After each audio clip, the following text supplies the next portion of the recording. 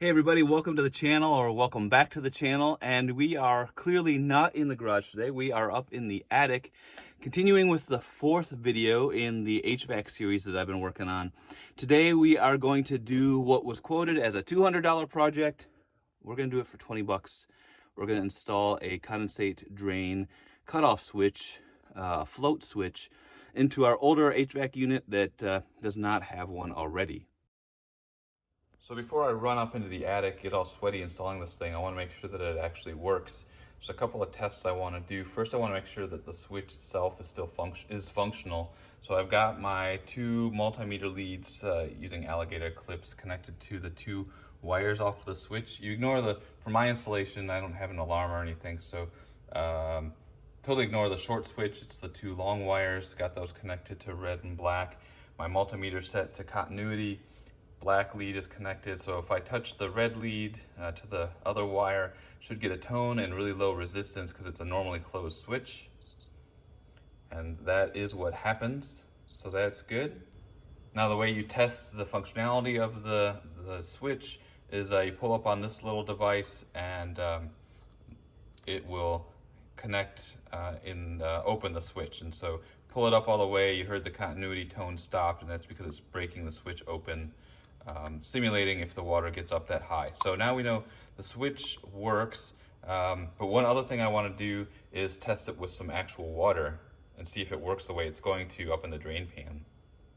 All right, so here is my normally closed switch. The switch is dry.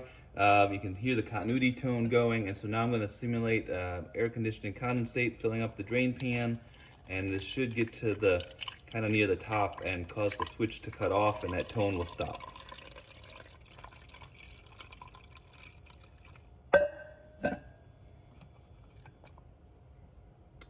And there you go. It wants to float, so that's why you need to tighten it down into the pan when you install it, but it gets up to that level, and actually right about there is where it'll cut off. So there you go, the switch is working, so let's go back upstairs and get this thing installed.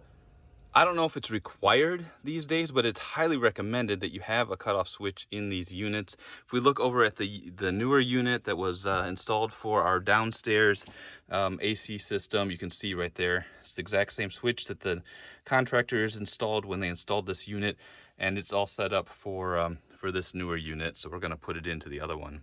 I'm going to install it right near the actual drain, the outside drain for the drain pan.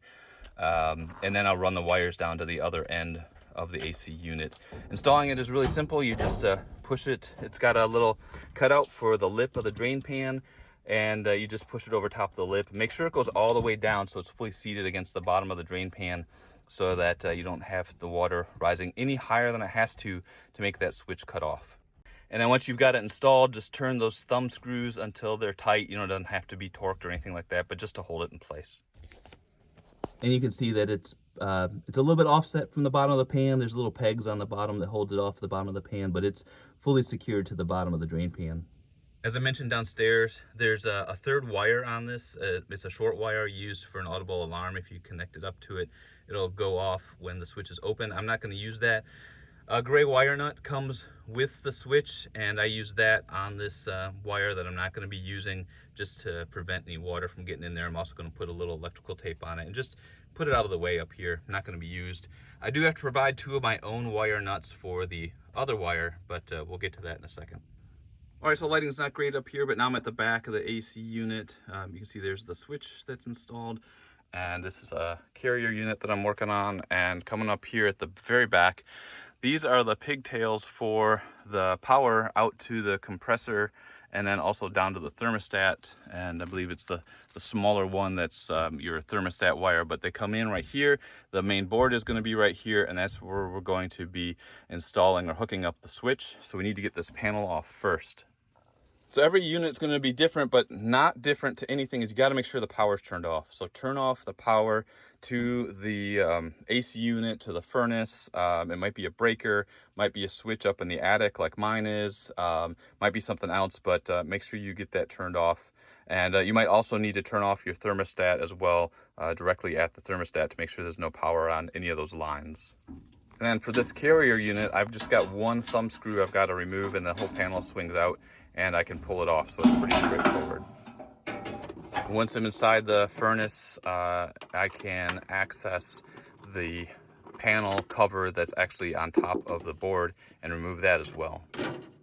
All right, with the cover off, you can see everything back here that actually runs the furnace, and pretty much everything that's also in the you should fix list from the AC service guy that came by.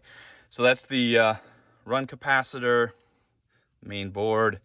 The fan is the fan motor is right there on top, and then the squirrel cage is inside here. So those are all future projects, is to take care of all of these things. But what we're focused on right now is actually this bigger, thicker cable that I'm wiggling on.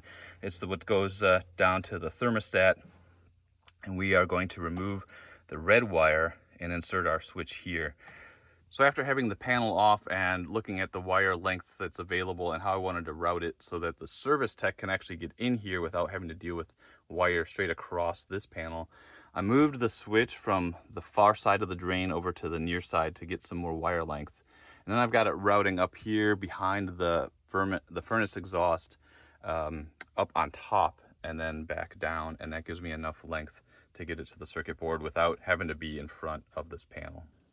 So we are going to remove the red thermostat wire from the furnace, connect one of the wires from the switch to that location on the board, and then use a wire nut to connect the red wire from the thermostat to the other wire of the switch. That is all there is to it, to wiring up the switch. I'm going to go ahead and put the panels back in place. You don't need to watch me do that. And then we will test this thing out. I know it's noisy, hopefully you can hear me, but both of the units up here are running right now. Installation's complete. You got the wire running across the top, running over to the shutoff valve here. One thing on testing that, so the whole project took me about a half hour to perform, and then I spent another hour testing because I just went and pulled up on the test pull stick there, and the unit didn't shut off, and I didn't understand why, and I checked continuity, and it was all just like I tested it before, and everything was installed correctly. I didn't understand why, and finally I realized this is interrupting the signal, the power from the thermostat. It's essentially the same as when the unit cuts off. It's not the same as just removing power completely from the furnace. So like when I cut power off here, right there, then power is completely out. But when you cut off that signal from the thermostat, I think it still goes into like the cool down mode, and it's safely shuts itself down. So if you test the unit, pull up on this, and then it breaks the circuit, and so that's like the thermostat telling the air conditioning to turn off, and it's gonna keep running for a little bit until it's all ready to shut down, and then it should shut down.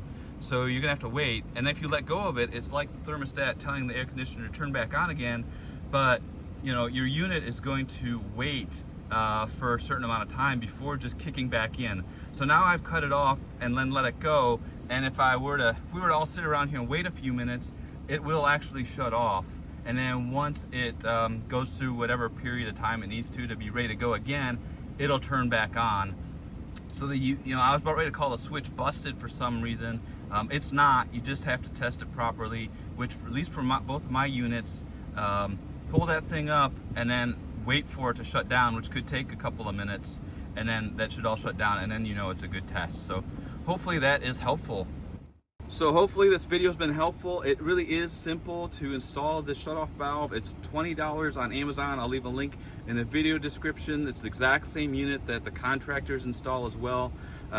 This cost me 20 bucks. They quoted me 200, saved 180 bucks on this project, saving a lot of money doing this DIY HVAC stuff at home. It just takes some sweat equity here up in the attic, but if these videos are helpful, please give them a thumbs up, subscribe to the channel, and keep coming back for more content, HVAC, automotive, you name it, we're doing it.